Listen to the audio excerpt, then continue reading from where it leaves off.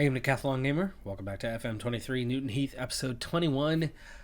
It's time to part ways with the guy who has arguably been our best player through the first two seasons, or one of at least, and that's Ty Ebanks.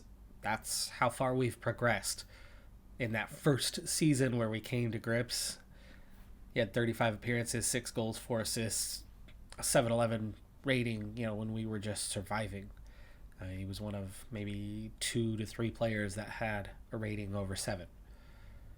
In the second season, despite finding better players as the season went on, the AI continually was picking him, and he had 40 appearances with 6 goals and 13 assists. I believe the 13 assists led the team, and a 7.18 rating. But this year, with those better players in place and continually, eclipsing that even further with yet better players, he's only had 3 appearances with just a single start this season. Now, the rating in those 3 appearances have been good, but he's had just that, and he is down to the very end, and it's time to part ways, release on a free for Ty Ebanks. And part of the reason for that is we've had not 1, not 2, but 3 new players into the roster now with Ebanks, down here at the bottom. I've got a handful of guys as we're going through another sequence of bringing players in on trial, as that list is repopulated a bit, and honestly we're kind of rolling that snowball uphill again as we're bringing some guys in. But in the last 24 hours before we go into this next match, we've added 2 new players. We had already added 1 recently, and the odd thing is that we seem to keep plucking players from the same place, and it doesn't surprise me entirely. So here's the thing about Wrexham, because I want to kind of give you a welcome to Wrexham moment here. We keep bringing guys in from Wrexham. Why? Here's my thought on why this is happening. They got promoted. So as they're going up, they're releasing contracts of guys that were on the roster. And then, the salaries they were kind of earning at Wrexham are salaries that most teams can't afford down here. But they're players that are, 5th tier players. The 5th tier can't afford them. 6th tier can't afford them. Except us. So we can afford these guys. So they're still sitting around unsigned. But as they go and become a 4th tier team and a competitive 4th tier team, they're leaving that roster open. So now we've added Tunnicliffe as well, another Wrexham defender with 15 heading, 13 marking and tackling, jumping reaches, 12. It's good enough. Strength is 13. Not a lot of pace at a 9.8, but fairly good mentals and a stout defender. As good as Wilson, according to my assistant manager. But our major weakness at fullback has been at least partially addressed with the addition of Daniel Pike. You can see Daniel Pike, just looking at that slate of attributes, he's a much more well-rounded player. He has a few technical areas where he's not great, 5s and 6s, and a few attributes, ones that don't necessarily matter for a fullback at this level. I mean, Premier League, yes, you want a fullback who's got good finishing and capable of scoring, but I mean, how many of them actually have good finishing? You see Diogo Dalot all the time. Guy takes those long range shots and blasts them anywhere but towards the target. There are some fullbacks that have good finishing, but not many. But we've got him brought in, with crossing and dribbling in the 11s and a decent amount of pace. We finally have a fullback who can defend and can create, can distribute, can be part of our offense, and is a proper, wing back, aka, fullback, but can do the job. I've also brought in depth to replace some guys. I've brought in Ollie Tanner, not fantastic by any stretch of the imagination. He's got some holes in his game, But again, it's another, more well-rounded than others. We had guys that were good at one thing, two things, and okay-ish in others. This is bringing that up a bit, and is somebody who can play, all four of our attacking positions in Ollie Tanner. And then Danny Cashman, a little less so, but we've brought him in to essentially get Ebanks out of the picture, because Ebanks has speed and aerial ability, and that was about it. He didn't have much else. This is somebody who has identical speed and then can actually do a little bit more, but not much more. This is not a guy who's going to see much time, but replacement level. That revolving door is finally moving again, because remember, this season we've had a really hard time getting players in. The offers that we put out there tend to get out offered by fourth, fifth tier teams, and we lose them. So getting those guys has been good for us.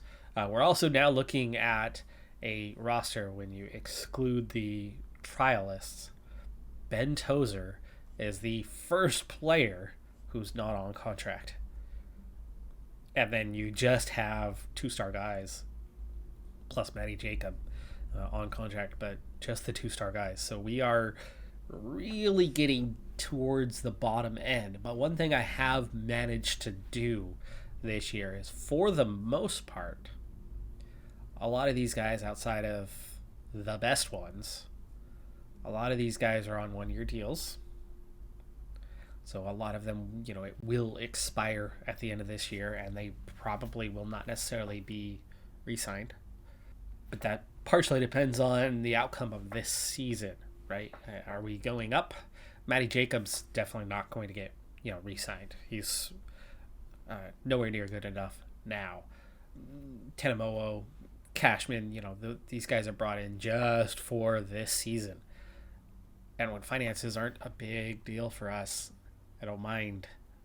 I'm liking the freedom that we have. I'm already going, okay, I see what we can do here, right? You don't have to be as committed to bringing in that one guy, right? Cashman is somebody in a regular playthrough. I would never sign Cashman. That $45,000, right? We would not have that to spend on somebody else. But because, finances aren't a big deal and we're nowhere near what our salary could be, I'm like, hey, why not? Why not bring him in and get him in above, in Ebanks and add some more squad depth, because we don't have the squad depth. Those U18s that were there suddenly just became, redundant. The other two themes that we have in these contracts. One, a lot of them have numerous promises of, training facility upgrades, coaching upgrades, attacking or midfield upgrades. But I don't mind offering those, because those are things that are happening. And a lot of these are short deals anyway. So I don't mind that revolving door piece that could come with making promises that might not necessarily be able to be kept, but we are keeping a lot of them. But the second one of those, and also another promise, is release clauses. I am so fearful of them in a normal playthrough. Terrified of them in a normal playthrough. Here, not at all, because I know with the resources that we have an upward trajectory, that we're going to go up the leagues, up the ladder. And as a result, I've got players that are going to have to go out anyway. And I know we can replace guys. Now, I don't want to lose our best guys until I'm ready to replace them. And, we've rolled that snowball uphill enough to see them be replaced properly. But I don't mind having, for the first time, I don't mind having all these release clauses in place, that, somebody comes along and offers us a decent chunk of change and poof, player gone. so be it, right? I know that I'm going to have this revolving door, and I know that I can find replacements. So I don't mind actually handing those out because it can actually be useful for us. It could be helpful for us.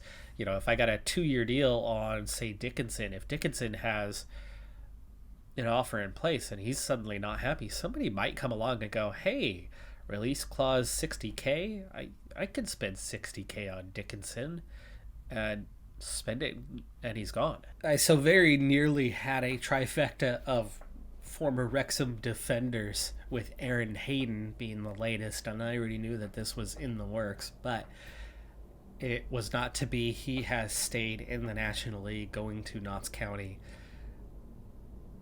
And again, that's, somebody above us offering.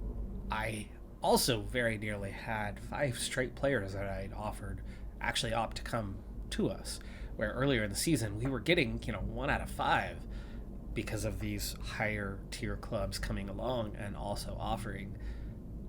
We're back to that, but 4 out of 5 is a big turnaround from where we were. So I'm having a bit easier time at this stage of the season getting the guys that we want to get. Either that's because other teams are starting to be a little more secure, have used up their budget, or whatever factors there may be.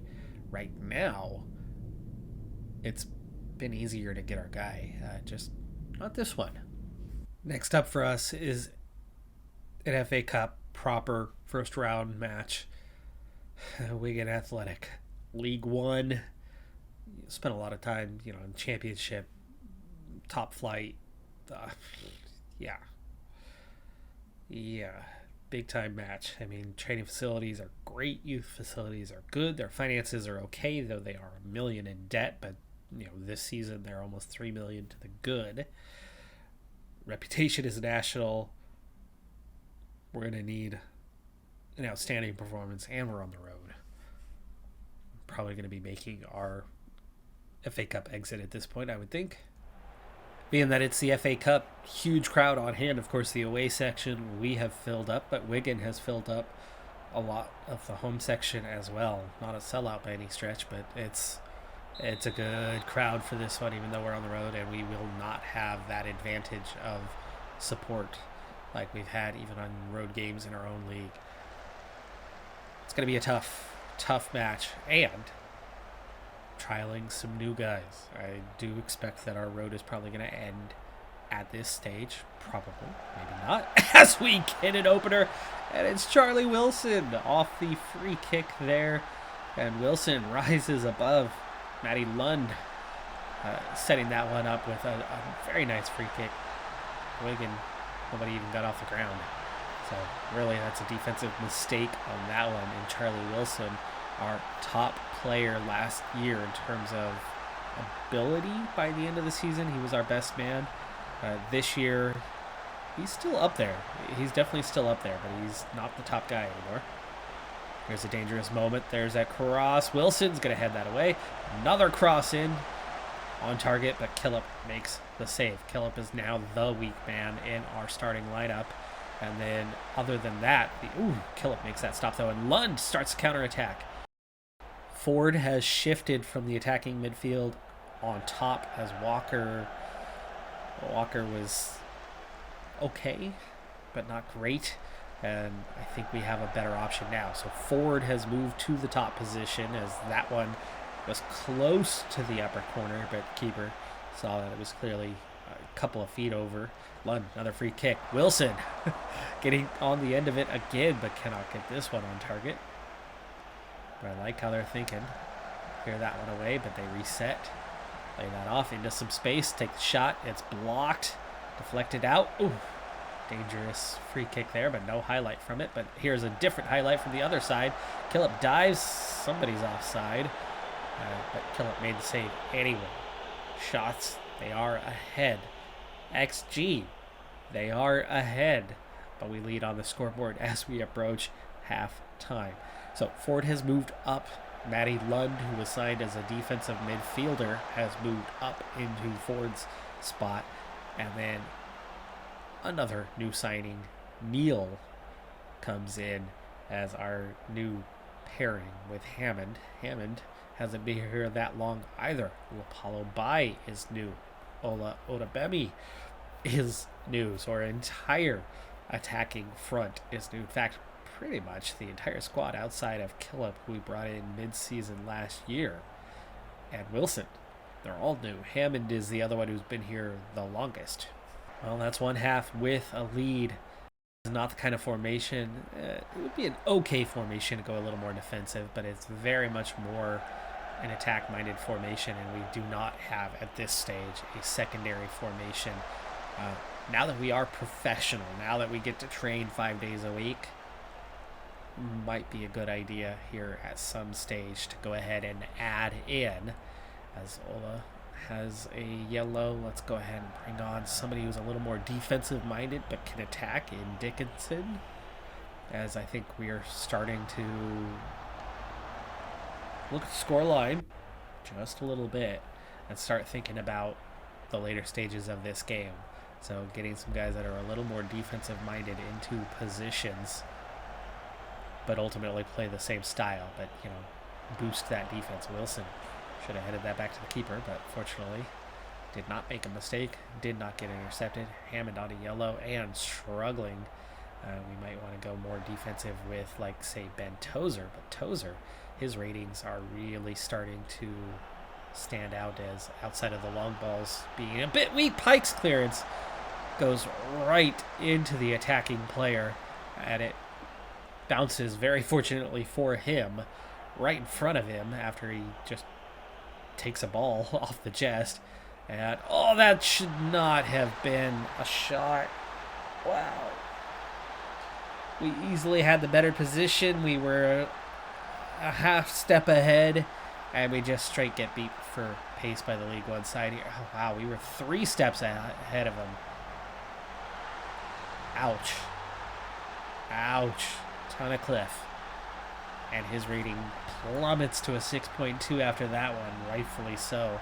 And now we do not have the let's hang on for dear life approach left available to us. We're going to have to get another one, and that does not feel likely. So no change to tactics at this point. It was borderline too soon anyway. I mean, we still had a full half hour to play, and that's a definite penalty. That's going to be yellow, and they're going to take the lead. Oh, right in the middle. Here's my approach to penalties. Here's my thought process to penalties. This is how I coach goalkeepers regarding penalties. Others do not feel the same. Okay. Here's your goal. Within that goal space, players, their best place to score is around the edges, because it's harder for a goalkeeper to reach those places. But when targeting those areas, it's also your easiest place to miss the target. Yeah, shoot the ball down the middle. You're not likely to miss your target so wildly that it's going to, miss the goal entirely. You miss the target slightly, you're still going towards an edge, as Lund has scored and equalized. It's 2-2. It's 2-2. Yes. Okay, Tanamawa, let's get you out of there. I thought I had Matty Jacob on this bench. I do not have Matty Jacob on this bench. So we're not making that change. But Hammond is struggling, so let's go ahead and bring on Tozer. Ford is not doing well as the striker here, but it's almost stoppage. Offside. Offside. That was a tap in. And that did not look like it had missed. Dickinson off the wall. 15 seconds. Replay. Right? It's FA Cup. It should be a replay. That one goes out. Time's up. Televised game, apparently.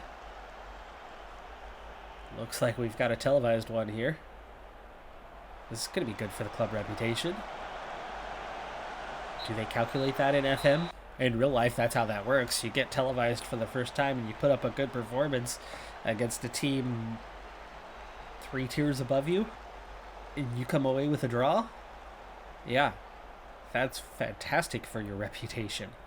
Anyway, back to penalty philosophy on what a goalkeeper should do. Okay?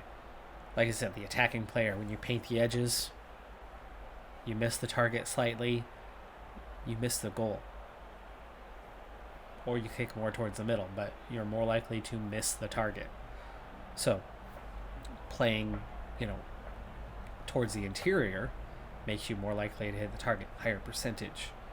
But again, to beat a goalkeeper, the edges works better. So goalkeepers guess and dive towards an edge. They guess. Now, when you stay put and you react and then try to save the shot as you see the shot, as you read the shot, your reaction time becomes a factor, and so you can't get the edges. But the edges are where people miss. When they shoot down the middle, they're on target. When you guess, what are you guessing, right? Your coverage of the goal,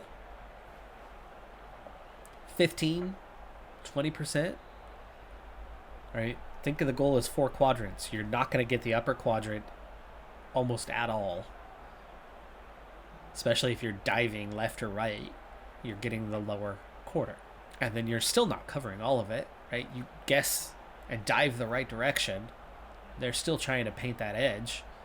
Either they got it on target or they get it just inside the post, and you're still probably not making the save. Except for when they just happen to kick it just in that third, right? Well inside because they want to make sure it's on target. You guess right. Okay. That's where they make the save. Well, if you're patient and react, anything outside of those edges becomes savable. So you go from a 15% chance of making the save, 5% chance that they miss the target entirely, meaning, conversion rates on a penalty are 80%. When you stand pat and react, you now have a 40 or 50% chance of making a save to anything to the interior 2/3 of the goal.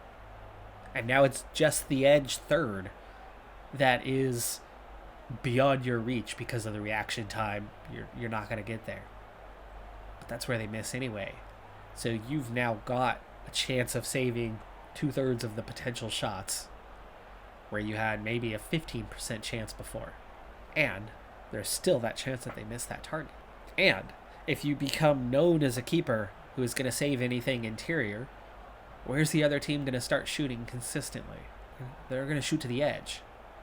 And if they're shooting to the edge, what are they going to do on a not consistent basis, but semi-frequent basis? They're going to miss that target themselves. So you're forcing them to play the edge. You're forcing them to put it on target with power to the edge. And they know that the edge is open, so they want to push it right to that limit to know that they can beat you, because they know they're not going to beat you down the middle. But what do we see all the time today? These days, half of penalties are pretty much right down the middle, or close to right down the middle. World Cup final, come on. Jeez, Hugo Lloris. Mother effing easy saves. The first three of them,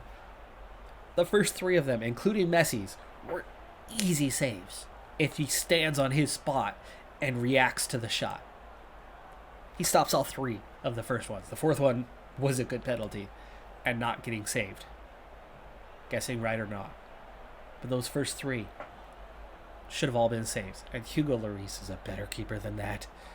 As survival is still in the cards for us, an unfit Aaron Pierre is actually second in the league in his average rating at center back. Might have been able to bring him on late, but whatever.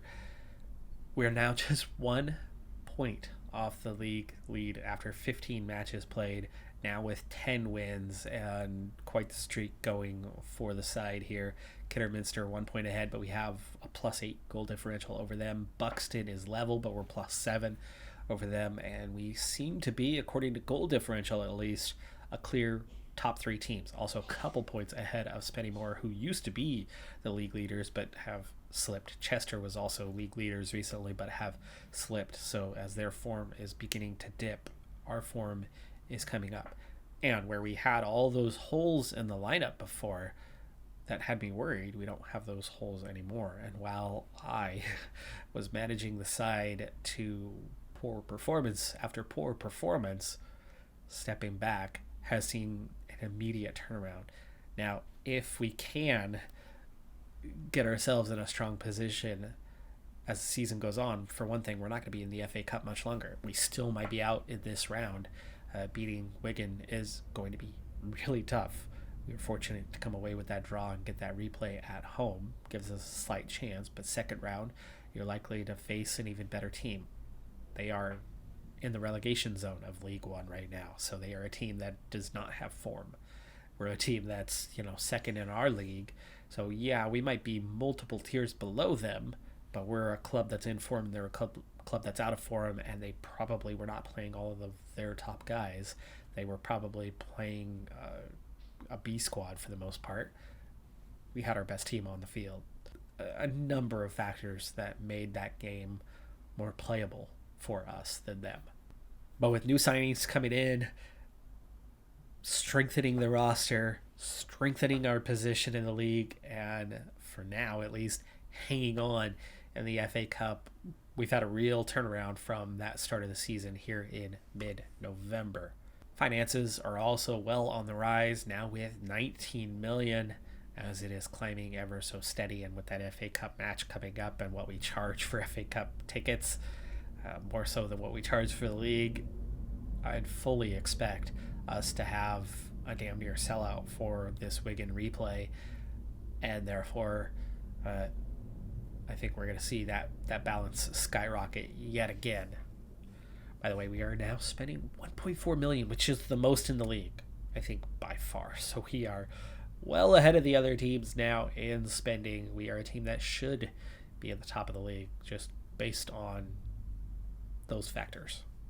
The improved training facilities is once again an option. It's been long enough. I would imagine it wouldn't happen till next summer, but we're going to go ahead and put that request out there. And it's been accepted. So back-to-back training facility upgrades. This one approaching $1 million and cost $875,000. And this is going to bring us along. Now, of course, we went from a level 1 to, I think it was a level 3 for our training facilities. I would assume this will bring us up to about a level 5.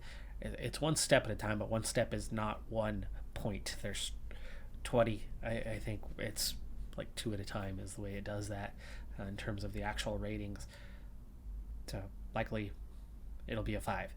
Completion date will be May of 2025, and they are not waiting until the summer to start. They are going to start in January. Their reason for accepting, it has not gone unnoticed that we're currently on our best run of form during what can easily be considered a good season. We'd be delighted to grant your request. With the good times rolling, I think it's a good time to go ahead and wrap up this episode. I couldn't be happier with the state of things at this moment. And that's going to do it for this episode. I'm Decathlon Gamer. Like, comment, subscribe. See you next time. Have a good one. Be safe out there. Bye for now.